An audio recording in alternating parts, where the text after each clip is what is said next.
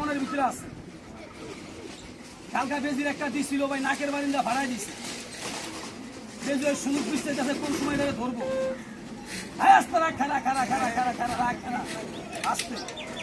তুই মাথা ধরবার লেগে প্রস্তুতি লইছ কে হারাম দাদা? তোরে বলছি লেজ ধরতে, মাথা ধরতে কই নাই।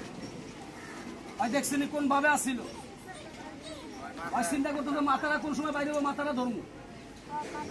খবর তার মাথা ধরিস না কিন্তু, তাহলে হাড্ডি দিয়ে কিন্তু তোরে খিচামো আমি। লেজ ধরে টানা টানা বাইর করবি। আগে আমি সাপটা বাইর করে জায়গাটা থাক দিয়ে বন্ধ করে হবে। সাপটা নতুন তো ভাই, মাটিতে সাথে দৌড়াদৌড়ি করবো। আপনারা যদি দৌড় দেয় তাহলে আপনারাও দৌড় দেবেন, আপনারা দৌড় দিলে আমিও দৌড় দেবো। এটা সত্য কথা। সাপ দৌড় দিবে ফলাইতে, আপনারা ধরবেন ভয়, আমি দৌড় দেবো ধরতে।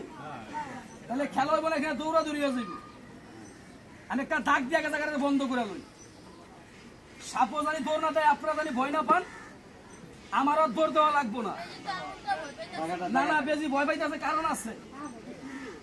বেজি কালকে একটা খাইছে এটা রাতে, যেটা খাইছে গরম মার খেয়ে লাইছে কালকা, প্রচুর রক্ত বাইরেছে নাক দিয়া, ডাইরেক্ট নাকে মেরে দিছে খুশি। আল্লাহ ভরসা, আল্লাহ মালিক সাই, তুমি বিনে কোনো মাবুদ নাই।